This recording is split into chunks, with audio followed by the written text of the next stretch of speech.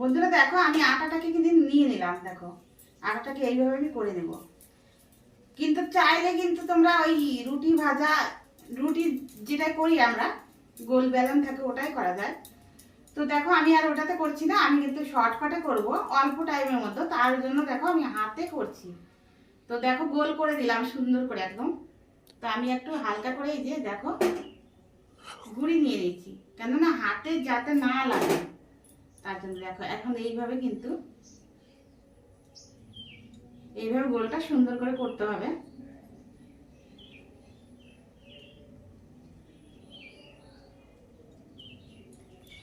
অনেক হয়েছে, এবার নারকেলটাকে আমি কুড়িয়ে নেব।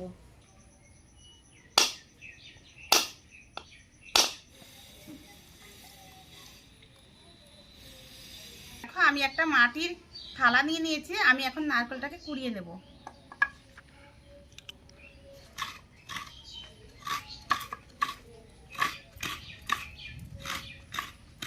বন্ধুরা দেখো আমি কিন্তু আজকে কুলি পিঠা বানাবো, তার জন্য কিন্তু আমি নারকেলটাকে ভালো করে কুড়িয়ে নেব প্রথমে।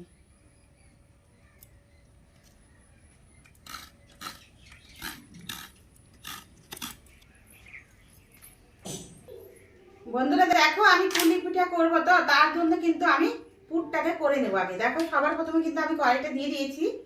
দেখো কড়াইটা কিন্তু গরম হয়ে গেছে, আমি এখন নারকেলগুলো দিয়ে দেবো এক এক করে। ভালো করে একটু নেড়ে ফেলে নিই।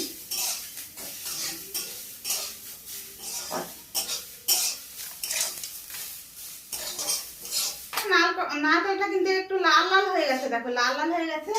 আমি কিন্তু এখন এক বাটি নারকেল চিনি দিয়ে দেবো, একটু নেড়ে ফেলে দেবো। বন্ধুরা দেখো আমি পরিমাণ একদম দুধ দিয়ে দেবো, কেননা দুধটা দিলে ভালো হবে একটু, ওই জন্য দিচ্ছি দুধটা দিতে।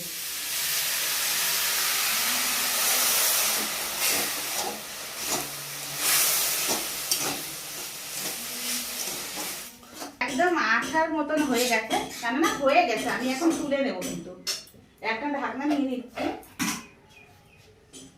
ঢাকনায় কিন্তু আমি এখন তুলে নিচ্ছি। বন্ধুরা দেখো পুর করা হয়ে গেছে, ওই কড়াইতেই কিন্তু আমি জল দিয়ে দেবো, কেননা পুলি পিঠাটা যে ময়দা দিয়ে করবো ওই ময়দাটাকে আমি একটু সিদ্ধ করে নেবো। এই জলটা একটু ফুটবে, তারপরে আমি গুঁড়াটা দিব এরপরে। তোমরা কিন্তু অবশ্যই দেখো, ভিডিওটা না দেখে বুঝতে পারবা না। দেখো বন্ধুরা জলটা কিন্তু ফুটে গেছে। এই দেখো আমি কিন্তু চালের গুঁড়া কিন্তু নিয়ে নিয়েছি প্লেটে, আমি কিন্তু এখন দিয়ে দেব।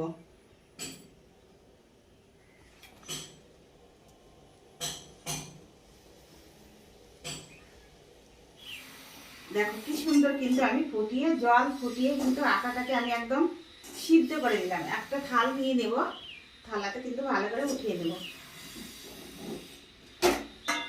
এর থেকে ঝরঝরে হলে আবার কাঁচা যদি চালের গুঁড়োটা দেই তাহলে কিন্তু পিঠাটা ফেটে যাবে, ওই জন্য আমি আর কাঁচা দিব না, ওই জন্য একটু ঝরঝরে করেছি।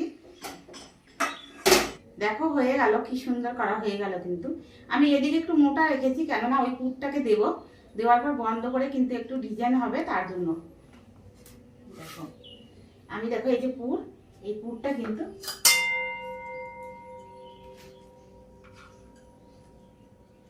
এই দেখো দিয়ে দিচ্ছি, তাহলে লাগবে না। এইভাবে কিন্তু আমি এক এক করে সবটি কুলি পিঠা এইভাবেই কিন্তু করব। এটার নামই কিন্তু কুলি পিঠা, কুলির মতনই করতে হবে। তো দেখো দেখো কি সুন্দর হয়েছে, হাতে করেছি। দেখো কি সুন্দর হয়েছে। দেখো বন্ধুরা দেখো আমি কিন্তু কুলি পিঠা দেখো তৈরি করে দিয়েছি, সবটি কিন্তু করে দিলাম। এবার দেখো একটা কড়াই কিন্তু আমি বসিয়ে দিয়েছি, কড়াইয়ের ভিতরে কিন্তু আমি এক এক করে এই পিঠাগুলোকে দিয়ে দেবো। দেখো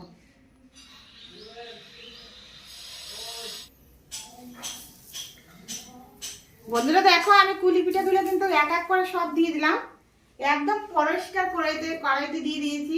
কড়াইয়ের মধ্যে কিন্তু কিছুই নাই, কড়াইটা গরম হয়ে গেছে। তো দেখো তার জন্য কিন্তু আমি এই যে হাতে দেখো অল্প পরিমাণের মতন আমি চিনি নিয়ে নিয়েছি, চিনিটা কিন্তু আমি উপর দিয়ে ছিটিয়ে দেবো। দেখো দেখো আমি কিন্তু দুধ নিয়ে নিয়েছি, দুধটা দিয়ে দেবো।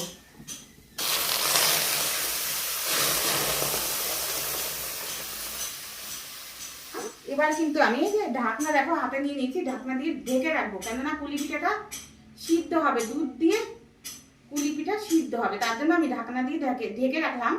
পুরোপুরি ধরো আধ ঘন্টার মতন ঢেকে রাখবো।